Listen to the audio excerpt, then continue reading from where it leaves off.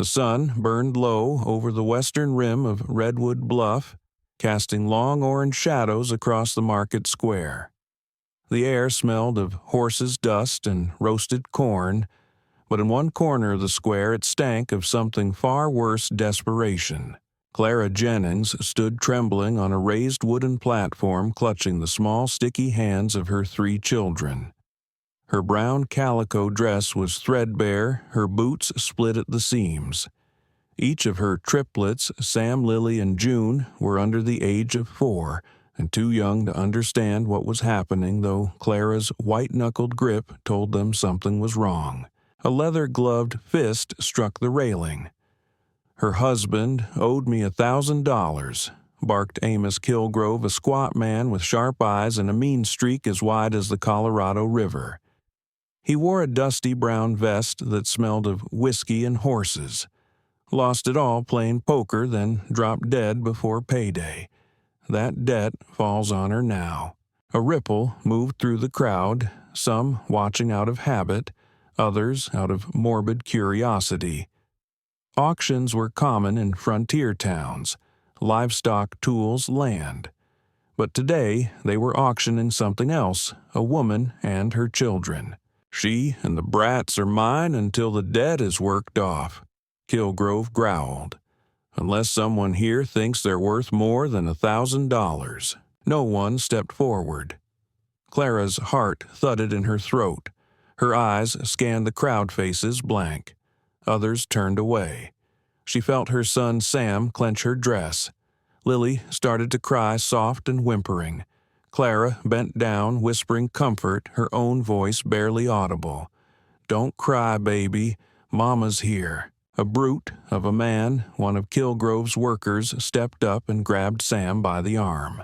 Clara yelped and pulled back, but the man was too strong. The boy let out a sharp wail. The twins were snatched next. Clara dropped to her knees, arms flailing wildly, grabbing only the air where her children had been. "Please," she cried. "They're just babies. Don't take them." Kilgrove sneered. "A debt's a debt." The brute shoved Clara away with his boot. She hit the platform hard, her head snapping to the side. A thin line of blood trickled from her mouth. Her skirt bunched up at the knees as she crawled forward, her sobs shaking her shoulders. Then the crowd parted. From the line of horse troughs and wagons, a man stepped forward. He moved slowly, deliberately, like someone used to measuring each word, each gesture. He wore a long, dust-stained duster and a wide-brimmed hat that shadowed his face. He carried no rifle, no pistol, just a single bottle of whiskey in one hand. His name was Eli Walker. He said nothing at first, just set the bottle down on the auction table. The crowd stilled. The whip cracked somewhere in the distance, a horse whinnied, but here in this corner of the world all sound seemed to die.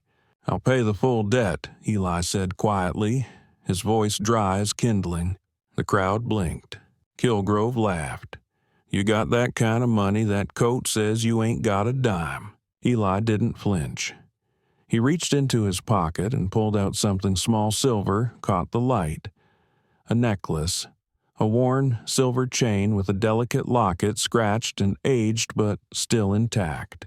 "It belonged to my mother," he said, laying it on the table.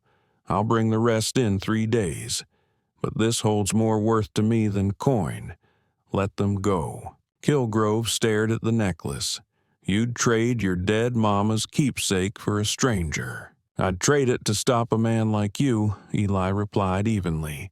Kilgrove studied Eli's face, something uncertain flickering in his eyes.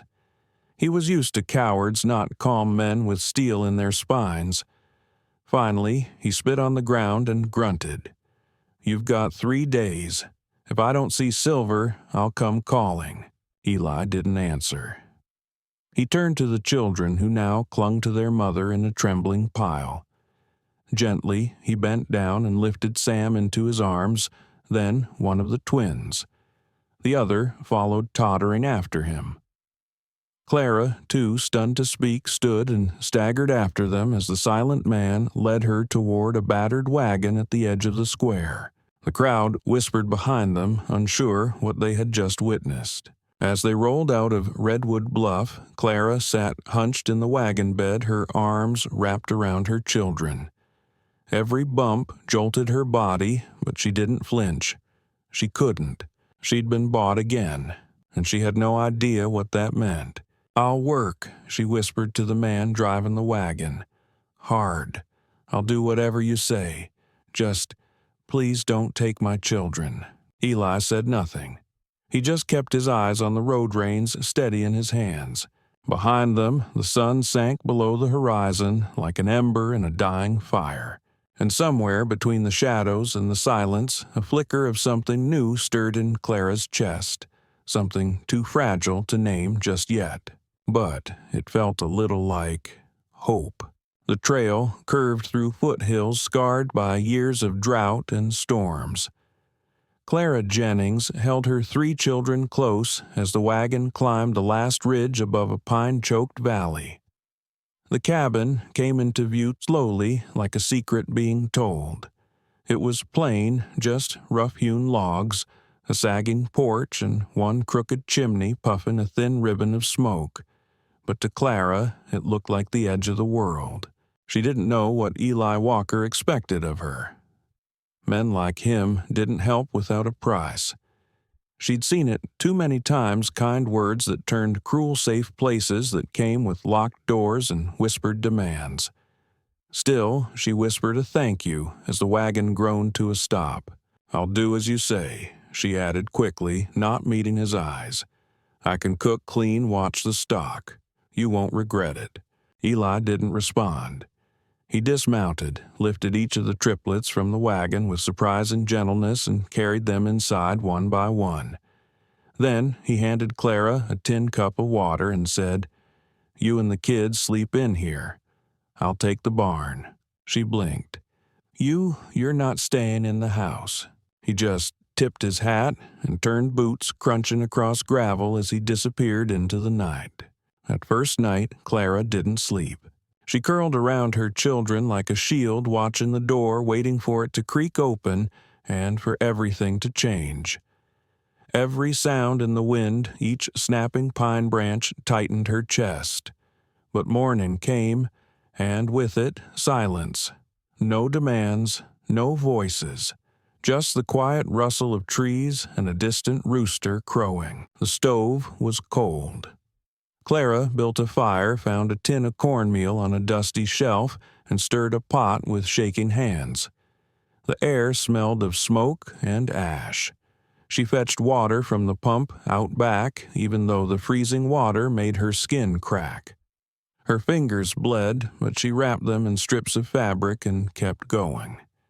If she worked hard, maybe he'd let them stay.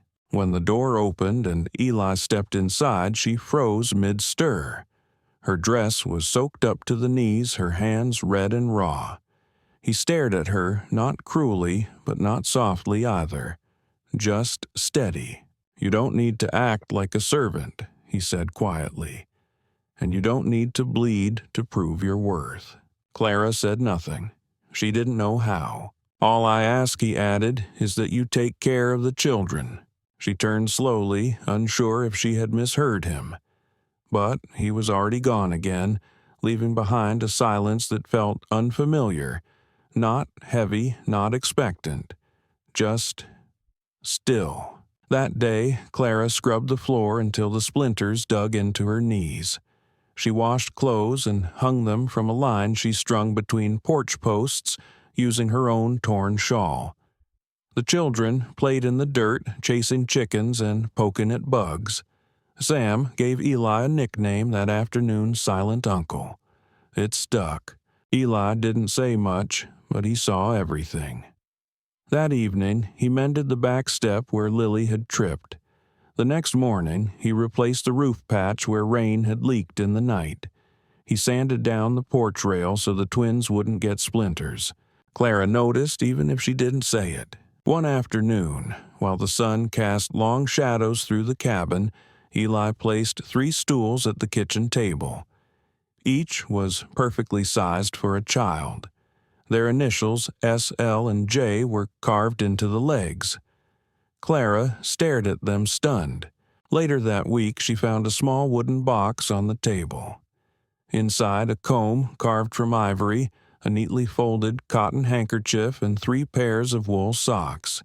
Tiny, child-sized, hand-stitched, soft. She didn't need to ask if Eli had made them. That night, she sat by the fire with the children curled around her, unsure what to make of the quiet man who had done more for them in a week than anyone else had in years. He hadn't touched her, hadn't asked for anything. No cruel words, no debt reminders, no leash disguised as kindness. Still, Clara stayed guarded. She couldn't let her hope rise too high. She had been fooled before. Men could be patient when they wanted something. But a tiny voice in her heart whispered, maybe not this time. Each morning she rose early, the sky still soaked in indigo. She fetched water, cleaned, and prepared breakfast. Eli worked outside mending fences and tending to a horse with a bad hoof. He never interrupted her, never intruded. And yet something was being built between them. Not with bricks or boards, but with gestures. Quiet ones, a coffee cup set beside her elbow, a blanket folded at the end of the mattress, her shawl stitched where it had torn. The old wisdom her mother once whispered came to her mind. You don't know a man by what he says, but by what he does when no one's watching. Still, Clara waited. For the turn. For the moment the curtain dropped and Eli demanded what she feared all men wanted. But the moment never came. Instead, one morning she caught Eli sanding down a board in the barn. He didn't hear her approach. She watched him work for several minutes, watching the way his jaw tightened in concentration, the way his hands moved, calloused, rough, but precise. That was the day Clara allowed herself to hope that, maybe not certainly, but maybe this place was not a trap. Maybe, just maybe this was the first time in years she wasn't living inside someone else's terms. Maybe, even without knowing it yet, she had already started to heal. The days slipped into weeks, and the chill of early spring slowly began to loosen its grip on the valley. Clara rose each morning before the sun, always the first to stir. She moved through the cabin on quiet feet, careful not to wake the triplets. Her hands, though rough and cracked, learned the rhythm of this new life, stoking the stove, grinding corn, sweeping the floor, gathering eggs before the frost could settle on the shells. Outside, the world thawed. What had once seemed a skeletal place of broken fences and bent porch boards now held small promises. Sap rose in the trees. A bluebird returned to the fence post outside the window, and beneath it all a quiet transformation was taking place not just in the land but in Clara's heart. She still worked harder than anyone asked her to. Some part of her believed that if she stopped moving, stopped giving, this sanctuary might vanish, that the kindness would disappear like a dream interrupted. Trauma lingers like frost in the soil long after the ice has gone. But Eli never treated her like a burden, never spoke a harsh word. He simply moved through his days with the same silent care she had come to recognize in herself, worn hands mending things, not because he was asked, but because they needed to be whole. He didn't smile often, but when he did, usually at something one of the children said, it tugged gently at the corners of his weathered face, like sun breaking through a cloud. Sam once asked if he had ever laughed. Eli had replied, "Not lately, but I'm working on it." The children adored him. They followed him like ducklings, mimicking his movements. When he patched the chicken coop, Sam handed him nails with solemn focus. When he trimmed brush along the fence line, Lily and June brought him wildflowers, tucking them into his shirt pocket while he worked. He didn't protest. In return, Eli gave them something rare steadiness. He carved them toys from scraps of wood, a horse with real twine, reins, a doll with a stitched face, and corn silk hair. He sanded down a fallen log so they could sit and swing their legs in the sun. And when the old hound grew tired from too much play, he carried it to the porch and sat beside it until it fell asleep. At first, Clara watched all this with guarded curiosity. She hadn't grown up with men who were gentle. Her late husband, Thomas, had once been kind, but the mine's collapse had broken more than bones. It had fractured his hope, driven him to drink and cards. By the end, he had barely been a shadow of the man she'd married. She loved him still, but the grief was complicated, and she didn't speak of it. Not yet. One morning, while preparing cornbread, Clara noticed a new hook by the door, where her shawl now hung neatly. A small thing. But when she ran her fingers over the wood, a lump rose in her throat. He had noticed how it slipped from the edge of a chair each night, and without fanfare, he fixed it. She didn't ask for anything, and he never asked what she owed in return. Then came the box. It appeared one evening as the sun dipped behind the ridge. A plain wooden box sitting on the kitchen table. Inside an ivory comb, a cotton handkerchief embroidered with tiny vines, and 3 pairs of wool socks, each child's initials stitched into the cuffs. Clara stared at it for a long time, her hands trembling just slightly. She had no words for the weight of that gesture. Later, after the children had fallen asleep, Clara stepped outside. The stars stretched wide above her, cold and brilliant. The wind carried the scent of pine and damp earth.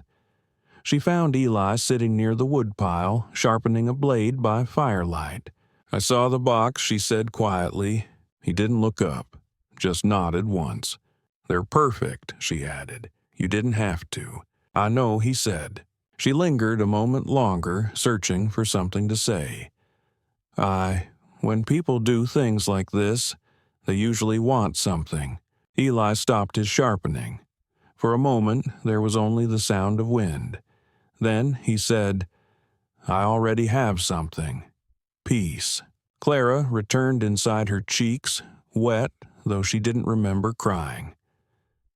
That night, she lay awake beside her children, listening to their soft breathing and the low crackle of the fire. She traced the hem of her blanket with her fingers and wondered if she'd ever felt this safe. An old saying drifted through her mind. Not all who come in silence carry harm. Some come to heal what the noise has broken. She didn't know where it had come from. Maybe something her grandmother used to say, but it lingered. Every day after Clara began to soften, her shoulders eased. Her eyes lingered longer on Eli. She laughed once when June spilled flour all over the floor, and Eli walked in covered in sawdust to find the children skating across the mess like ice. He didn't scold. He simply shook his head and muttered, "We're gonna need more flour." Laughter. Real, unguarded laughter. It echoed in the cabin like music returned. Still, Clara wasn't naive. She knew that happiness this fragile could be stolen. She knew, too, that the silver necklace, the one Eli had traded for her freedom, was still in the hands of Amos Kilgrove. And in a place like Redwood Bluff, men like Amos didn't forget when they were made to look weak. But, for now, Clara didn't let fear pull her under. She let herself believe in something better. She learned to sit on the porch and watch the sun slide behind the trees without wondering if someone would come knocking. And she realized that in Eli's silence there was room for something rare choice. Not survival. Not obligation. Just the quiet, steady possibility of love. The first storm of the season rolled in without warning. It was late in the evening. The sky had worn an uneasy hue all day, yellow-gray and too still, and when the wind finally came, it came fast, hissing through the pine trees, and rattling the cabin windows like bones in a tin cup. Clara had just finished tucking in the children, brushing hair from their foreheads, humming a lullaby her mother used to sing. Rain hammered the roof. Then the thunder came loud, abrupt, shaking the earth beneath the floorboards. Clara flinched and instinctively pulled the patchwork quilt tighter around the children. They whimpered in their sleep, their dreams no match for thunder that cracked like gunfire across the valley. She started to rise when she noticed Sam, his skin damp with sweat cheeks, too flushed in the dim firelight. Her heart stuttered. She leaned in and touched his forehead. Too hot. Not the kind of warmth that came from quilts or cocoa. This heat burned. Fever heat. Clara's breath caught. "Not now," she whispered. "Not you too." She cradled him against her chest, rocking gently, trying not to panic. But his breathing had turned shallow, chest rising and falling in quick, uneven bursts.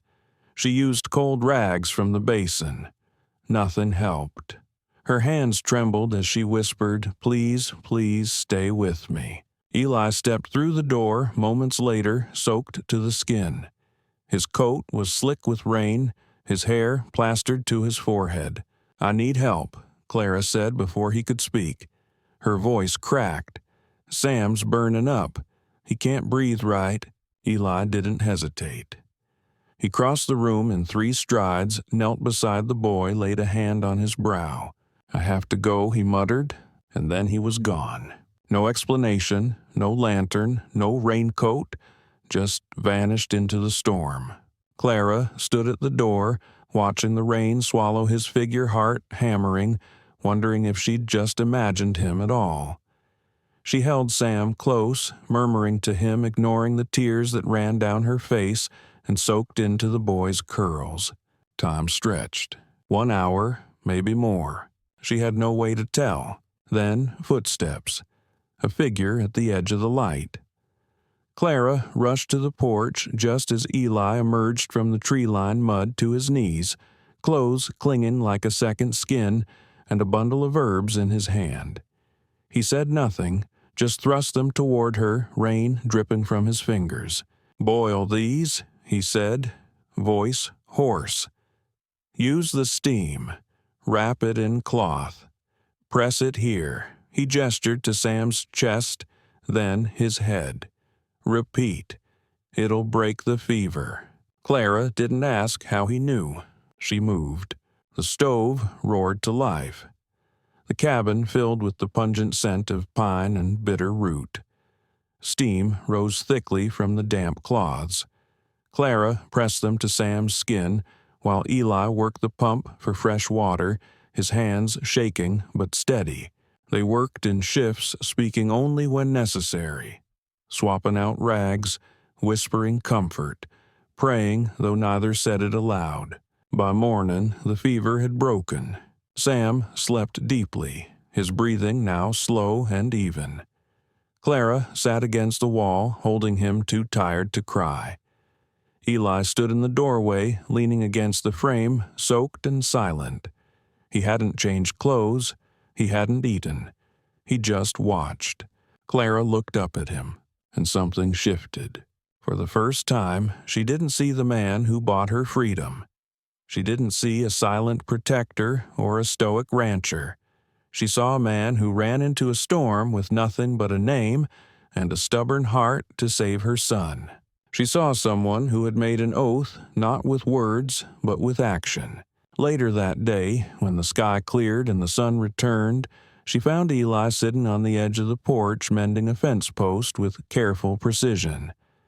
She walked out slowly and sat beside him, her fingers wrapped around a mug of coffee he'd left by the door. "I want to ask you something," she said quietly. He looked over, eyebrows raised.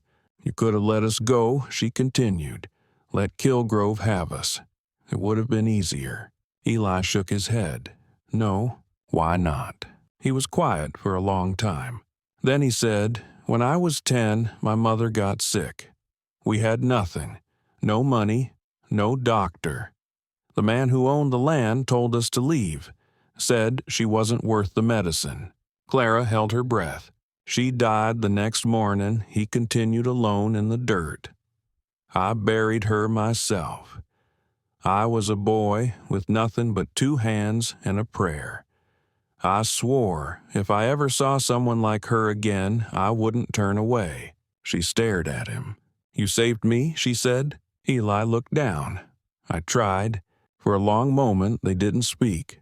Then, without thinking, Clara reached out and took his hand. It was rough and warm, calloused from years of labor. But when she held it, it trembled just slightly. And for the first time since Thomas's death, she didn't feel alone. That night, they sat beside the stove in silence, the children asleep nearby. Eli watched the fire with tired eyes, while Clara leaned against his shoulder, feeling the slow rhythm of breath and heart.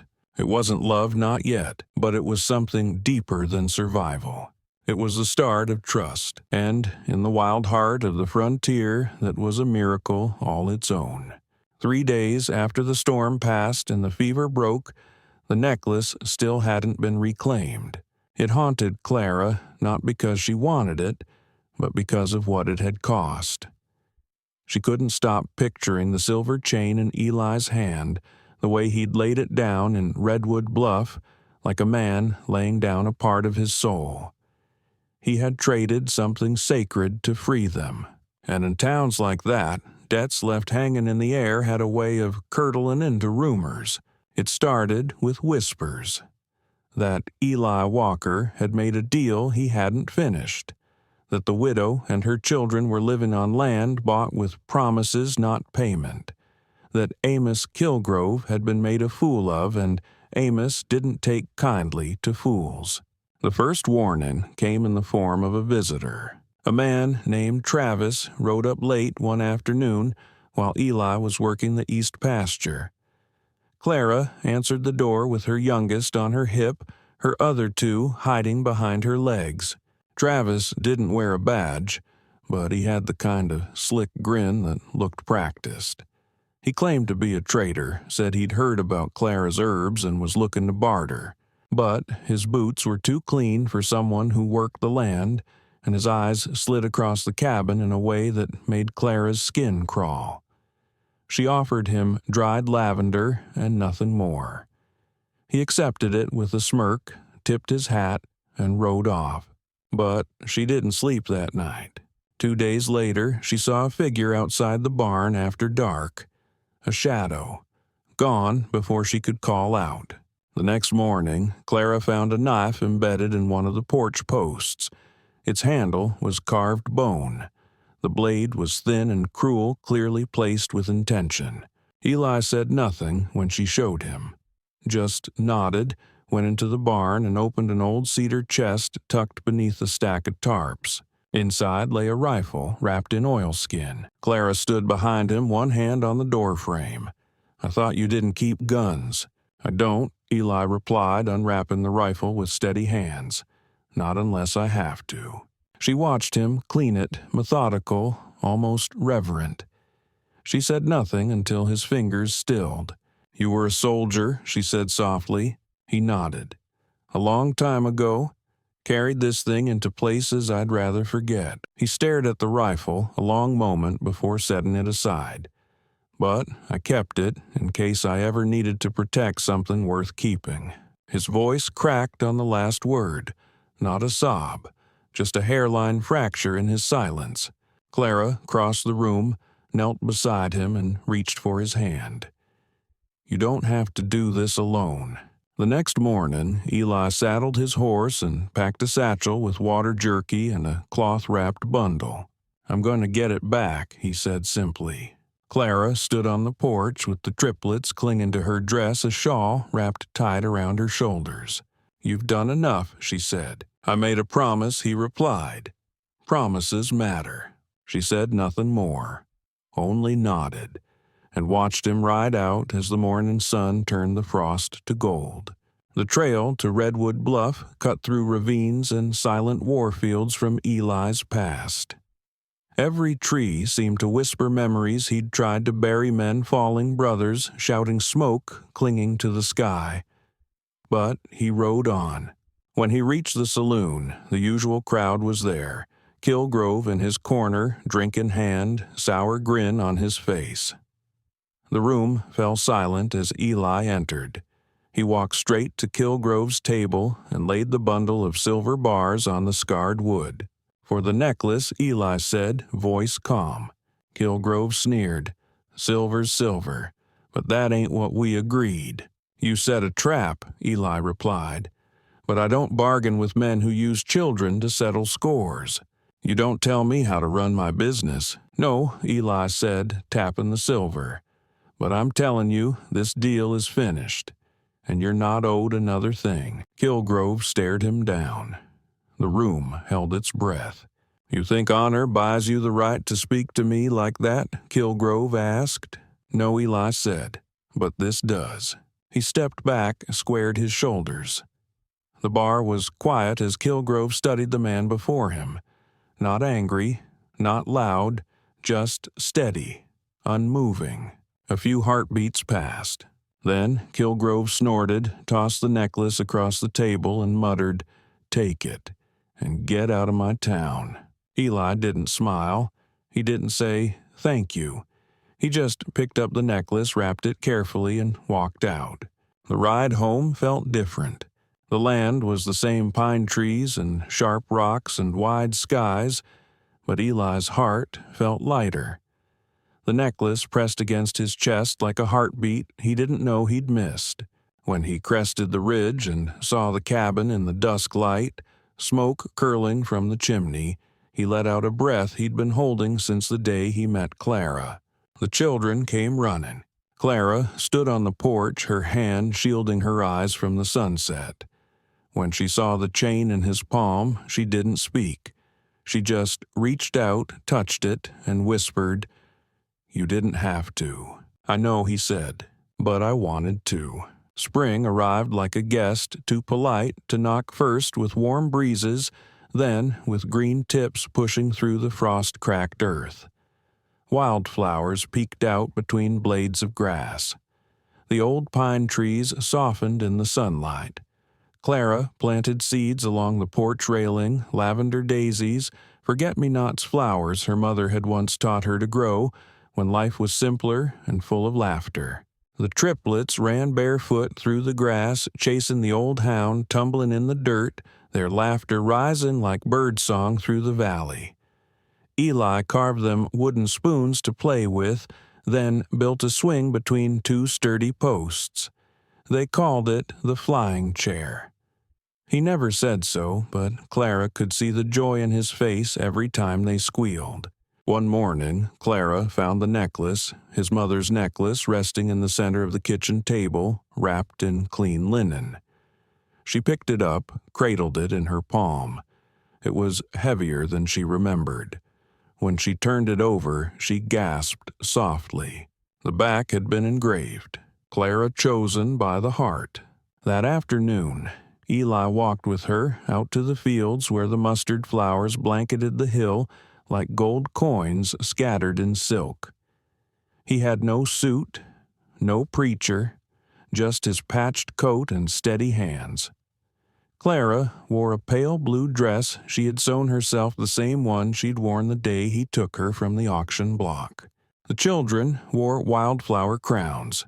June kept sneezing from the pollen, and Lily tripped over her hem. Sam clutched a bouquet of dandelions like it was a sacred offering. Eli didn't say anything at first. He reached into his coat and pulled out the necklace. Not for the neck, but for her wrist.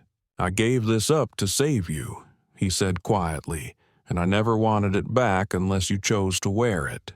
She held out her hand, and he fastened the chain around her wrist. It fit like it had always belonged there. There were no vows, no signatures, no church bells. Just open sky, the wind through the trees, and the laughter of children chasing butterflies. They shared a loaf of bread, some dried peaches, and mugs of warm coffee with neighbors who'd wandered up the hill when they heard the news. By the time the sun dipped behind the ridge, Clara sat curled against Eli beneath the porch awning, the necklace glinting on her wrist as if it had always been part of her. That night, long after the children had fallen asleep, Clara lay with her head on Eli's chest, tracing the buttons of his shirt with her fingers. "Do you remember?" she whispered, "the first thing I called you?" He smiled faintly. "Master." She smiled too, but this time there was no bitterness, only clarity. "I'm not anyone's property anymore. Not a man's, not a debt's. I'm a woman you chose, and I choose you." Eli didn't reply. He just held her tighter, and the fire crackled low. In the days that followed, the cabin changed. Not in shape, but in spirit. There was laughter now, music.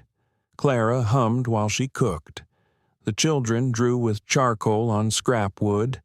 Eli planted corn behind the barn, and Clara began to teach Sam his letters in the morning sun.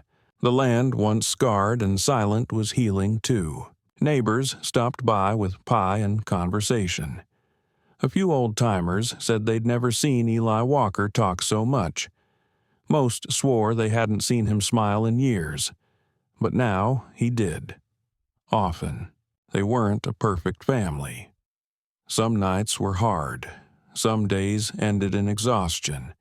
But they had stitched something new out of ruin, something real. And Clara began to write again. One morning, with the triplets still asleep and the sun rising soft over the hills, she sat by the window and opened her leather-bound journal. The necklace lay on the windowsill beside her, catching the first light of day. She wrote, "He once let go of his mother's necklace to save me and my children. If one day he chooses to place it on my wrist, I will wear it until the day I die, not as a debt, but as a vow." That vow was never spoken aloud, but it echoed in every act of kindness, every meal shared, every storm weathered together. They had not saved each other all at once. They had rebuilt piece by piece. Eli never returned to Redwood Bluff after that day, and Amos Kilgrove never dared cross that line again. Rumors faded like smoke. In their place, new stories grew. Stories of a man who traded silver for a woman's freedom, and a woman who planted wildflowers where chains once threatened to grow. In time, Clara's children began to call Eli Pa. Not out of instruction, but instinct. They didn't remember the cold nights in the wagon or the fear at the edge of the auction block. They remembered a man who carved toys, who ran into storms, who sat quietly beside them until the fever broke. And Clara, she remembered the day she was sold like cattle. But more importantly, she remembered the moment someone stood up not to take her, but to honor her. This was never a tale of rescue. This was a story of redemption, of dignity restored, of a family born not from blood, but from courage. If this story moved you, it's because it reminds us of something timeless. Love is not owed. It is chosen. Eli Walker didn't rescue Clara because he wanted a reward. He did it because a part of him remembered what it was like to feel powerless, and he refused to let another soul face that same silence. And Clara, after everything she endured, chose to open her heart again. Not out of desperation, but out of strength. Their story is a quiet rebellion against a world that tries to measure people by their worth in coin. It reminds us that hope can bloom in the harshest places, that trust can grow in silence, and that the heart once bruised still remembers how to choose.